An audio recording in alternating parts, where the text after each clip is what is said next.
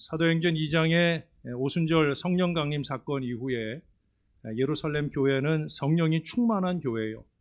매우 다이나믹한 그런 교회였습니다. 그들은 놀라운 하나님의 역사를 경험하고 있었습니다. 그러나 거기까지였어요.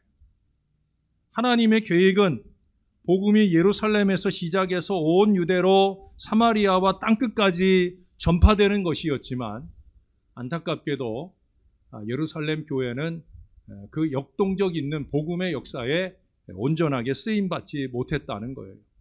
물론 3,000명이 회개하고 돌아오고 5,000명이 회개하고 돌아왔지만, 돌아오는 것은 있었지만 이 복음을 들고 감동받은 마음으로 나가는 일이 없었다는 거예요. 그래서 하나님은 예루살렘 교회가 흩어지게 하셨어요. 큰 박해가 일어나 성도들이 다 흩어지게 되었다는 거예요. 예루살렘에는 사도들만 남고 성도들은 각 지방으로 흩어져서 거기서 열심히 복음을 전하게 되어집니다. 만일 이 박해가 일어나지 않았다면 그렇게 빨리 전 지역으로 복음이 퍼져나가지 못했을 거예요. 많은 유대인 그리스도인들은 예루살렘 교회 안에 있으면서 사람들이 자기들을 찾아오기만을 기다리는 무기력함에 머물러 있었을 거라는 거죠. 그런 폐쇄 공동체는 하나님이 원하시는 바가 아니에요. 여러분, 지난주에 우리가 살펴본 대로 성령 강림과 함께 그들에게 방언의 은사를 주신 그 하나님의 뜻, 성령의 뜻을 이 초대교회가 제대로 이해하지 못하고 있었다라고 하는 거예요. 사랑하는 여러분, 우리에게 때때로 원치 않는 시련이나 핍박이 옵니다. 지금 코로나19도 예상치 않은 어려움이 1년 이상 이어지고 있는 거죠.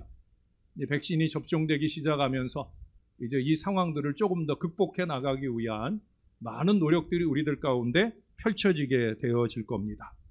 우리 중 아무도 박해를 원하고 시련을 원하는 사람이 없다는 거예요. 그러나 신앙적으로 볼 때는 박해가 오히려 더 큰 유익을 가져다 주는 것을 우리는 깨닫게 됩니다. 박해는 우리 신앙인들을 겸손하게 만들어요. 그리고 하나님을 더욱더 전적으로 의지하게 만듭니다. 박해는 우리 신앙인을 조금 더 성장하게 만들어 줍니다. 시련을 통해서 신앙인은 더 순결하게 되고 더 기도하게 되고 더 믿음을 의지하게 되어진다는 거예요. 박해는 우리 신앙인의 삶에 불필요한 생각이나 욕심이나 야만 같은 것들을 깨끗이 제거해 줍니다. 그래서 도대체 본질이 뭔지, 본질 아닌 것들에 대한 관심은 사라지고 가장 중요한 문제들을 위해 더 진력하고 기도하게 만들어 준다는 거예요.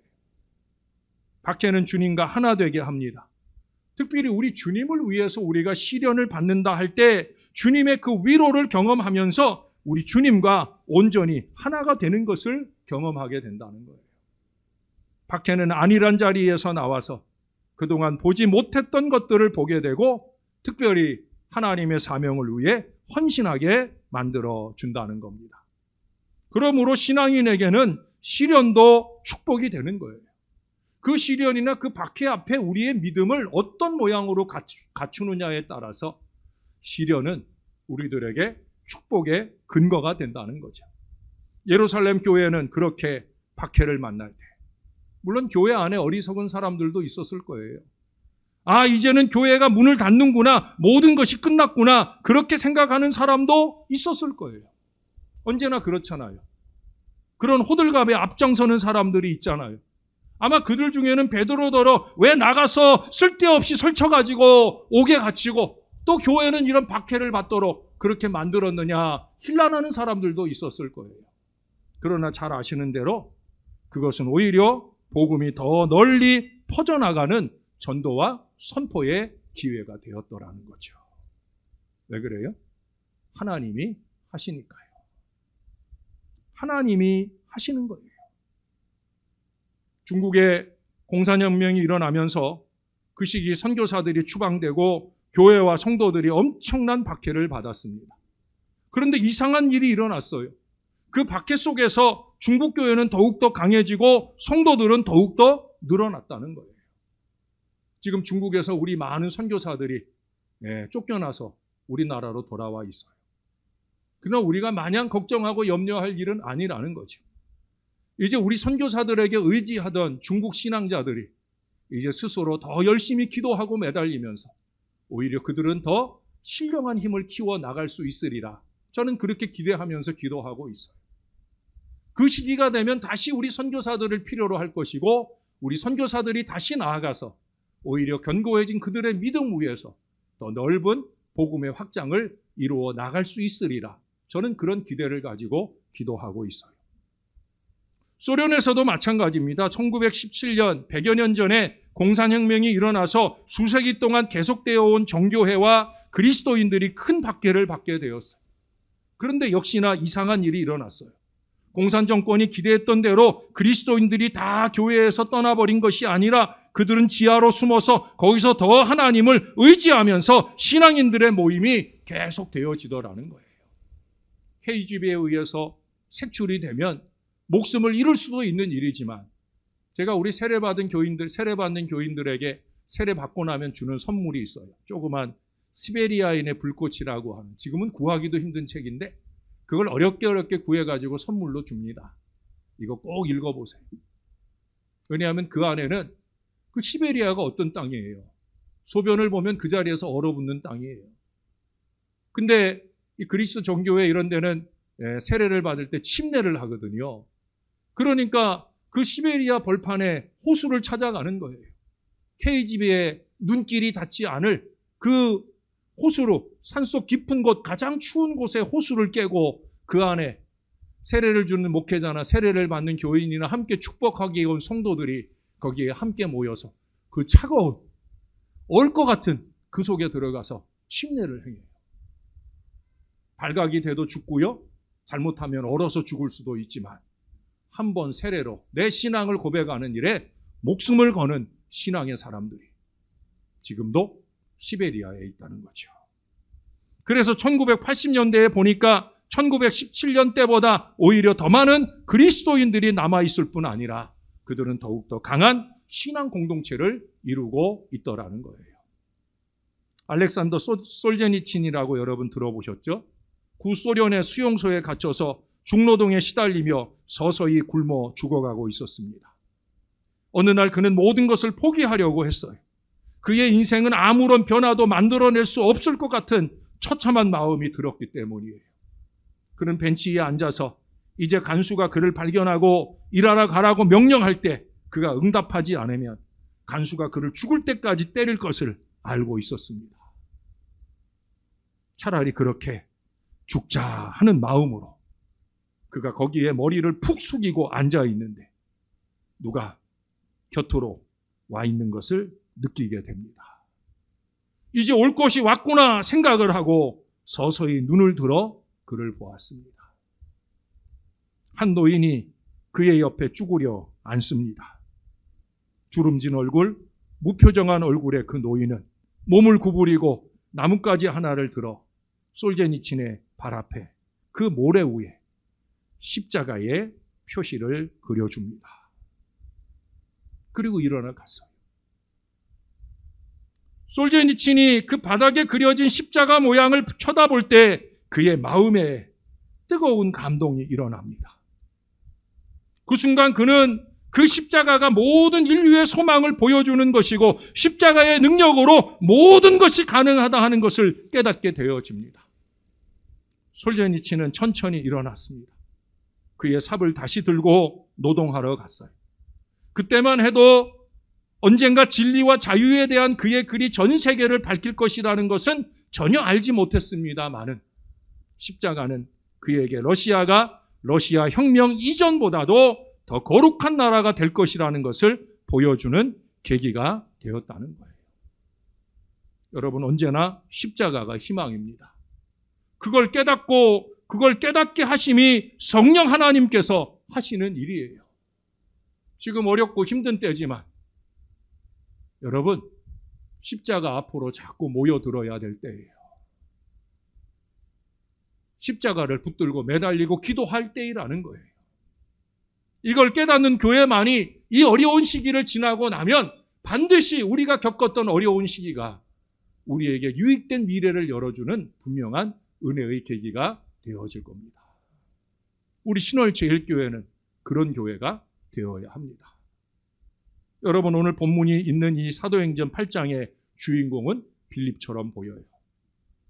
빌립은 7지사 중 한 사람이고 신약성경에서 전도자라는 이름을 가졌던 유일한 사람입니다. 사도행전 21장 8절에 보면 사도 바울이 가이사랴에 이르러 7집사 중 하나인 전도자 빌립의 집에 들어가서 머물렀다라고 말씀을 합니다. 여기 빌립은 5절 이하를 보면 사마리아에 가서 복음을 전했는데, 평신도인 빌립이 복음을 전할 때 많은 귀신이 나가고 많은 중풍병자와 못 걷는 사람이 나와서 예루살렘 온 성이 예수께 돌아오는 큰 기쁨이 예루살렘 성에 있었다라고 말하고 있어요. 목회자가 아닌 평신도가 이룬 대단한 역사예요. 그러나 그는 목회적 지도를 받는 걸 봅니다. 14절 이하에 보면은 거기 이 소식을 듣고 예루살렘 교회의 베드로와 요한 사도까지 그곳에 와서 함께 기도하게 되어질 때, 그때 아마도 오순절 때 일어났던 것과 같은 성령 강림의 충만한 역사가 나타나서 예루살렘 온 성에 큰 부흥의 역사가 일어나게 되었다라는 거예요. 그런데 여러분, 사도행전의 저자인 이 누가는 이 사도행전에서 강조하는 바가 뭐냐? 누가 이런 부흥을 주도했느냐 하는 거예요. 초대교회 지도자나 어떤 개인의 능력에 의해서 이런 기적이 일어난 것이 아니라 그것은 성령님에 의한 기적으로 말씀하고 있고요. 성령님을 통해 치유가 일어나고 많은 영혼이 구원되었다라는 점을 말하기를 원해요. 여러분 잊지 마셔요. 성령 하나님이 다 하시는 일이라는 거예요. 성령님이 빌립을 통해서 일하시고 사마리아에 부흥을 주셨어요. 초대교회에서 일어난 모든 사건은 성령님에 의해 이루어진 사건들이라는 거예요. 우리가 오늘 본문을 피상적으로 읽으면 빌립이 사마리아에 가고 또 빌립이 하나님의 사자의 음성을 듣고 에디오피아 내시에게 가는 긴 여행을 해서 그를 구원시키는 그 모든 일들을 성사시킨 것 같이 보여집니다. 그러나 여러분, 빌립은 오늘 사도행전 8장에 나오고 나면 오랫동안 나오지 않다가 사도행전 21장에서야 가이사랴에 4명의 예언하는 딸들과 함께 사는 것이 잠깐 언급됩니다. 역시 빌립답게 그의 자녀들도 신실하게 하나님 앞에 세우는 아주 좋은 믿음의 가정을 세웠다고 오늘 가정주의를 맡는 우리들에게 좋은 교훈과 도전을 주고 있어요. 여러분, 이처럼 사도행전이 강조하는 것은 초대교회의 부흥의 역사를 주도하신 분은 베드로도 아니고요, 바울도 아니고요, 스데반이나 빌립 집사도 아니고요, 성령께서 교회를 인도하시고 지도하시고 움직이신다라는 사실이에요. 성도들을 회개하게 하시고 정결하게 하시고 사역하게 하시는 그 분은 바로 성령님이시다라고 하는 거예요. 언제나 이것을 잊지 말아야 합니다. 성령 하나님이 하시는 거예요. 지난 주간에 제가 여러분들이 헌금을 하는 중에 특별히 제가 감사헌금 같은 경우에 제가 내용을 다 봅니다. 기도할 제목도 새로 보게 되고요. 또 여러분 주보에 그 감사의 내용들을 제가 적잖아요. 은혜라고 적고 이름을 적거나 생일이라고 적고 이름을 적거나. 근데 지난 주간에 어떤 분의 감사한 내용을 보니까 그 제목이 그래요. 성령님이 하셨습니다. 성령님이 하실 겁니다. 네, 제가 이래봬도 이런 교인들을 섬기는 목사라는 거지. 목사의 큰 자긍심이죠. 왜 요즘 제가 많이 강조한 내용들이 그거잖아요. 하나님이 하셔요. 특히 2주 전부터 성령에 대한 설교를 하면서 성령 하나님이 주시는 위대한 역사들을 말씀하고 있어요.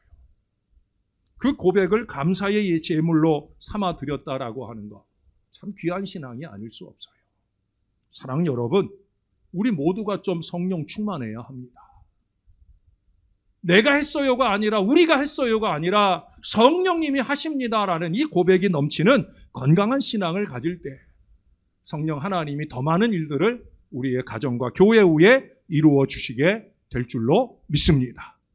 믿습니다. 믿어야 되는 거예요. 사도행전은 주님보다 사람을 더 높이지 못하게 하셔요. 사도행전 14장에 보면 루스드라에서 바울과 바나바가 나면서 걷지 못하는 사람을 걷게 하였을 때, 그때 그들은 바나바와 바울이 제우스 신이고 헤르메스 신이라고 생각하면서 그들에게 제사를 드리려고 했어요.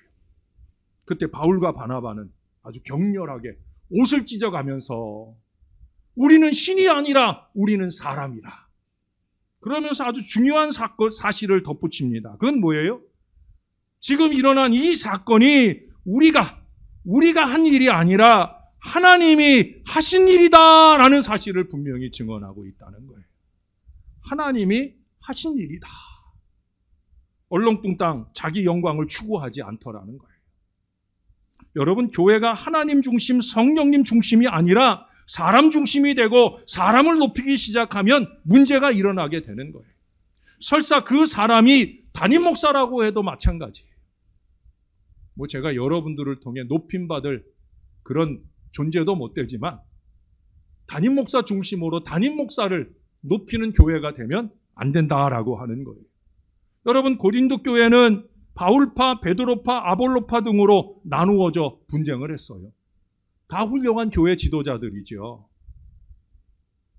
사람들의 선호가 있다 보니까 나는 바울을 더, 나는 베드로를 더, 나는 아볼로를 더. 근데 실제로는 그들은 바울이 원하거나 베드로가 원하거나 아볼로가 원하는 신앙의 태도는 없더라는 거예요. 왜? 그들은 어느 누구도 자기들 중심으로 교회가 나누어지길 원한 사람은 아무도 없거든요. 그리스도 안에서 하나 되기를 원한 것이 그들 지도자들의 마음이었다는 거예요. 여러분들 누구가 자기를 중심으로 사람이 모이기를 원하는 어리석은 마음을 가졌다고 하면 여러분, 이 교회에서 건강한 신앙생활 할 수 없어요. 저나 여러분, 우리 모두는 교회 안에서, 주님 안에서 하나가 되어야 되는 거예요. 고린도 교회는 하나님과 바울의 근심거리였잖아요. 부흥의 걸림돌이었어요. 저는 요한계시록 2장, 3장을 보면서 거기 7교회를 향해서 편지를 하는데 거기 책망받는 교회들도 있기는 한데도 불구하고 고린도 교회에 편지를 보내지 않아요. 하나님이 손에 꼽을 만한 교회가 아니라는 거죠. 하나님의 관심에서 제외된 교회라는 거죠. 여러분, 그런 교회가 되면 그것은 심각한 일이 되는 거예요. 사람이 중심이 되면 문제가 터지는 거예요. 사랑하는 여러분, 저와 함께 오직 하나님이 중심이 되고 하나님께 영광 돌리는 신앙의 공동체를 잘 이룰 수 있게 되기를 우리의 구주 되시는 주님의 이름으로 축원합니다. 여러분, 우리가 사도행전을 읽으면 성령님이 성도들과 교회들을 통해서 하신 일들을 읽게 됩니다. 사도행전 29장을 내가 쓰고 우리가 쓴다. 그럼 사도행전에 도대체 뭘 쓰여 있는지를 알아야 되지요. 이걸 알아야 헛소리를 안 하는 거예요. 사도행전 29장을 써나가기 위해서 노력하는 거예요. 사도행전 1장부터 28장이 뭐가 써 있는데 그 안에는 전도와 선교의 내용들이 써 있어요. 그 모든 일을 주관하고 이끌어 가시는 성령님의 위대한 역사가 쓰여 있어요. 그래서 사도행전을 성령행전이라고 부르는 거예요. 사도행전의 인물들은 성령이 하시는 일에 마음이 열려져 있는 사람들이에요. 그들은 예수님을 믿음으로 구원을 받았고 성령으로 충만한 사람들이에요. 그들은 성령님의 인도하심을 따라가는 사람들이에요. 그들은 기도와 말씀을 통해 더욱더 성령으로 충만해지면서 그 성령을 통해 성령이 하시고자 하시는 일들에 열심내는 사람이었다는 거예요. 그래서 성령 행전을 선교 행전으로 써나갈 수 있는 비결이 바로 거기에 있었던 거예요. 사도행전은 성령 행전이요, 성령 행전은 교회 행전이요, 교회 행전은 전도와 선교의 행전이었다라는 사실을 우리가 잊지 말아야 되는 거예요. 이거 잊어버리면 자꾸 무식한 소리를 하는 거예요. 전도하고 선교하는 교회를 중심하고 집중하시는 우리 하나님의 마음을 읽어내지 못하는 거예요. 사랑하는 여러분, 우리가 성령님으로 충만하고 성령님의 인도를 받으려면 기도하는 시간, 성경을 읽고 묵상하는 시간을 좀 더 많이 가져야 돼요. 무식한 사람이 되어 무식한 소리를 하는 사람이 아니라 하나님의 말씀이 뭘 말하는지 말씀을 열심으로 읽고 할 수 있으면 더 나아가 말씀 듣는 시간을 자주 가져야 됩니다. 그래서 성령께서 말씀하실 때 우리의 마음이 열려 순종하는 아름다운 태도를 가질 수 있어야 됩니다. 부족한 종의 말을 따르라 하는 얘기 요만큼도 없어요. 말씀을 순종하고 성령의 지도하심을 순종하는 건강하고 성숙하고 신령한 교인이 되어야 된다는 거예요. 자, 말씀에 들어가 보십시다. 26절 여러분이 한번 함께 읽어주실래요? 26절입니다. 시작. 말하여 이르되 일어나서 남쪽으로 향하여 예루살렘에서 가서 내려가시는 길에 그 길을 광야라. 아멘. 자, 좀 전에 제가 말씀드렸잖아요. 이때 사마리아에는 한참 부흥이 일어나고 있었어요. 부흥 강사는 누구예요? 빌립이에요. 근데 그 빌립더러 사역을 중단하고 가사로 내려가는 광야길로 90km를 가라고 지금 말씀하실 때 빌립이 성령의 사람 아니고 그냥 사람이었다면 무척 당황했을 거예요. 그 시기 걸어서 거기까지 가려면 90km면은 거의 20시간 정도 걸려야 가는 하루길을 가야 되는 그 거리 때문에 당황하는 게 아니에요. 그렇잖아요. 아니 하나님 지금 여기는 부흥이 한참 일어나고 있는데 분명히 성령님의 역사가 아니겠습니까? 사람들은 기뻐하고 난리가 났고 저에게는 가장 보람 있는 시간을 보내고 있는데 그런데 사람도 없는 광야로 나더러 가라 하시는 것은 도대체 무슨 뜻입니까? 하나님 지금은 그럴 때가 아닙니다. 조금 더 있다가 갈게요 라고 말할 수 있는 사람의 마음이 빌립의 마음속에 들지 않겠습니까? 언제나 자기 교회 중심이고 편안하고 좋은 자리에 유혹받는 게 당연하기 때문에 그렇게 말할 수 있을 거예요. 그러나 여러분 그 다음 바로 27절에 보면 빌립은 그러지 않았어요. 단 한마디도 토를 달지 않았어요. 곧바로 나오는 말씀이 뭐예요? 일어나 갔다는 거예요.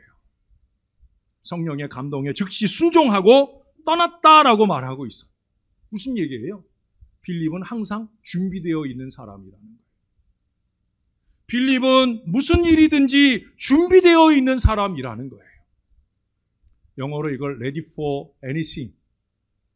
ready for anything. 무슨 일을 위해서든지 어떤 일을 위해서든지 준비하라. 빌립에게는 항상 이게 준비가 되어 있는 거예요. 앞서서 5절에서는 사마리아 성의 무리들에게 그리스도를 전할 준비가 되었고요. 이제 이 26절 이하에서는 사막에서 흑인 에디오피아 내시를 만날 준비가 되어 있어요. 여러분 마지막 40절을 보세요. 빌립은 아소도에 나타나 여러 성을 지나다니며 복음을 전하고 가이사랴에 이르니라. 솔직히 우리 같으면 어떻겠어요? 다시 사마리아로 가야 되지요. 예? 내가 성령님의 지시를 받아 에디오피아 사람 내시에게 내가 복음을 전하고 세례를 주고 예수 믿게 했다. 이 자랑하러 가야지요. 또 사마리아가 어떤 곳이에요? 내가 은혜를 많이 끼친 곳인데 내가 거기 다시 가면 얼마나 나를 열렬히 환영하고 나를 맞아주겠어요. 가야 되지요. 근데 안 갔다는 거예요. 왜 그랬겠어요? Ready for anything.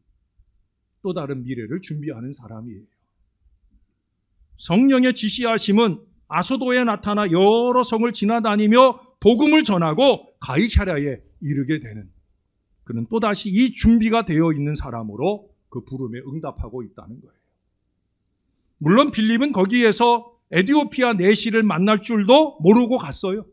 빌립이 순종할 때 성령께서 빌립의 발걸음과 에디오피아 내시의 수레가 만나게 해주셨어요. 한 사람은 예루살렘에서 걸어오고요. 한 사람은 해변길을 따라서 수레를 타고 내려가고 있는데 그 당시에 수레는 아무나 탈 수 있는 것이 아니잖아요.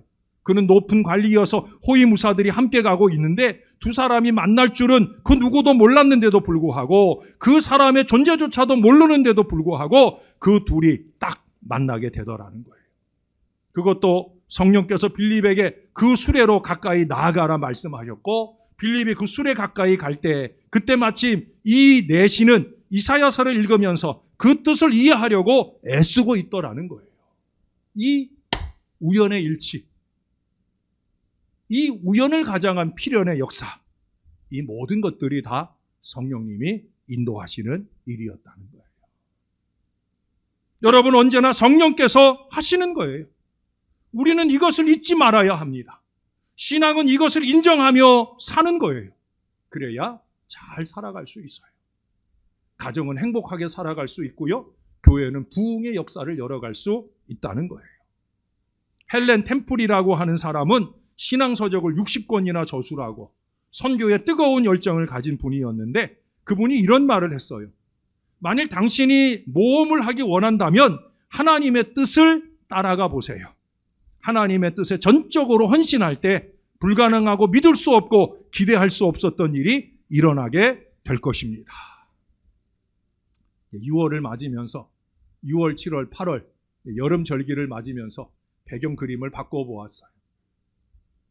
파도가 보이십니까? 거기에 제 오른쪽으로 서핑보드를 타고 있는 한 사람, 아주 작게 보이는데 그럼에도 불구하고 제가 이 그림을 배경으로 넣은 것은 집채만한 파도의 어려움, 그 어려움을 무릅쓰고 아주 작고 별것 아닌 듯해 보이는 한 사람이 그 어려움을 오히려 잘 타면서 그가 이 즐거움을 누리고 있더라는 거예요.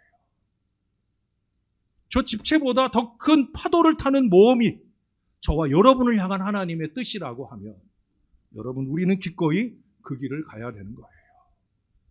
이런 어려움이 있을 건데요. 저런 문제가 있잖아요. 이래서 못하고요. 저래서 하면 안 됩니다. 이런 소리나 할 것이 아니라 하나님이 하라고 하셨으면 잠시 또 다른 어려움을 만나고 더 큰 문제를 봉착하게 될지라도 우리는 성령의 지시하심에 믿고 기꺼이 그 파도 위에 기도에 이 보드를 타고 우리가 함께 주님과 함께 나아갈 수 있어야 된다는 거예요. 사도행전의 인물들은 하나님의 뜻에 의해서 유연한 자세를 가졌어요. 그들의 마음은 열려 있었고요. 언제든지 지도하심을 따라가는 거예요. 사도행전 3장에 베드로와 요한은 여러 해 걷지 못하는 사람이 성전 밖에 앉아 있는 걸 보았어요. 율법에 의하면 이 사람을 만지기만 해도 부정한 사람이 되는 거예요. 그러나 베드로와 요한은 예수님처럼 손을 내밀어 그를 만질 뿐 아니라 은과 금은 내게 없거니와 내게 있는 것으로 내게 주노니 곧 일어나 걸어라 하면서 그를 끌어당기며 그를 치유하는 놀라운 역사를 이루어냅니다. 사도행전 9장에 가면 베드로는 이방인인 고넬료의 집으로 가서 그를 그리스도에게로 인도하잖아요. 이방인의 집에 들어가도 안 되고 함께 음식을 먹는 건 더더욱 있어서는 안 되는, 그렇게 베드로를 부정하게 만드는 일이었지만 그는 기꺼이 그렇게 하잖아요. 왜? 성령이 그를 감동하시니까. 그래서 고넬료와 그 온 집을 구원하는 위대한 역사를 나타내요. 구원을 위해서 하는 거예요. 한 가정이라도, 그 한 가정을 위해서라도 기꺼이 하는 거예요. 스데반과 7 집사들은 무리들 중에서 선출되었을 때 사도들이 기도와 말씀 연구와 가르침에 전념할 수 있도록 성도들의 발을 씻겨주고 먹여주고 그들을 위해 모든 굳은 일을 하는데 열심을 냈어요. 그들이 7 집사가 됐을 때 누구 하나도 성도들 위해 군림하는 사람, 우쭐거리는 사람이 아니에요. 오늘 빌립처럼 복음 전도에 힘쓰는, 섬기는 사람이었다는 거예요. 우리들은 사람들을 섬기기 위해 얼마나 유연한 마음을 가질 수 있는가? 한 영혼이라도 구원하기 위해 우리는 모든 것을 내어 바칠 수 있는가? 그 이상 하나님의 뜻을 위하여 우리는 얼마나 더 유연해질 수 있느냐는 거예요. 사랑하는 여러분, 빌립이 사마리아로 갔다가 그 다음에는 에디오피아 네시에게로 갔다가 그 다음에는 가이사랴로 가는 이 모든 일이 일어난 것은 빌립이 성령의 지도하심을 따르기 위해 유연한 마음가짐, 그 마음을 가지고 무릎 꿇는 사람이었다는 거예요. 기도하는 사람이기에 성령님께 순복할 줄 알고 성령님이 하라고 하시는 일은 무엇이든지 할 준비가 되어 있었기 때문에 그는 그렇게 복음의 확장을 예수님 말씀하신 그대로 예루살렘과 온 유대와 사마리아와 땅끝까지 이르러 주님의 능력 있는 일꾼이 되는 역사에 쓰임 받았다는 거예요. 사랑하는 여러분, 그들이 한 일들은 우리들도 할 수 있어요. 예? 우리도 마음을 열고 주님의 말씀을 듣고 그 말씀에 순종하고 기도로 우리 자신을 적시고 성령님을 경험할 수 있다는 거예요. 그렇게 하는데 무슨 신학 박사 학위가 필요하지 않고요. 또 젊고 원기왕성한 사람만 되어야 하는 것도 아니라는 거예요. 우리가 할 일은 성령님께 온전히 순종하는 거예요. 그것이 우리 모두가 오늘도 내일도 그리고 우리의 남은 날 동안 열심히 있게 해야 되는 일입니다. 매일매일 우리가 성령님께 순종할 때 다른 사람이 주님을 만나는 걸 도와줄 수 있고 기적을 경험할 수 있고 신앙인으로서 성장할 수 있게 되는 역사가 나타나게 되는 거예요. 사랑하는 여러분, 우리 교회는 저보다 더 오래 사신 분들이 더 많은 교회예요. 얼마 전에 어버이 주일 때 보니까 그렇더라고요. 저보다 더 오래 사신 분들이 더 많은 교회예요. 힘이 없고 연약한 교회처럼 보일 수도 있어요. 그러나 저는 그렇게 생각하지 않아요. 저나 여러분이 성령 충만할 수 있다고 하면 우리와 우리 가정과 우리 교회가 그렇게 성령님께 순종하면서 날마다 위대한 기적의 역사를 얼마든지 경험하는 아름다운 교회를 이루어가게 될 줄로 믿습니다. 저와 함께 그 모든 은혜를 누리시는 행복한 우리의 가정, 부흥하는 우리의 교회가 되기를 우리의 구주가 되시는 예수님의 이름으로 간절히 축원합니다. 하나님 고맙습니다. 오늘도 가정주의를 맞아 어린아이로부터 노년에 이르기까지 모든 주의 자녀들이 한자리에 모여와 예배할 수 있도록 인도해 주시니 감사합니다. 그저 아무렇지도 않게 이 날을 지나는 분들도 있지만 우리는 이 날이 우리에게 허락하신 참 기쁘고 좋은 날이라 여겨 주님의 존전에 모여와 성령의 지도하심을 따르는 주의 말씀을 듣습니다. 종의 마음을 감동하시고 전하게 하신 이 말씀이 성도들의 마음에도 순종의 근거가 되게 하시고 이 말씀 따라 성령 충만한 사람, 신령한 교회를 이루어가는 일에 온 마음을 모을 수 있도록 역사를 더하여 주옵소서. 한 번 더 말씀을 듣고 한 번 더 무릎 꿇으며 주의 성령으로 충만해지는 주님의 가정, 주님의 교회들이 다 되도록 역사를 더하여 주시옵소서. 감사합니다. 예수님 이름으로 기도합니다. 아멘.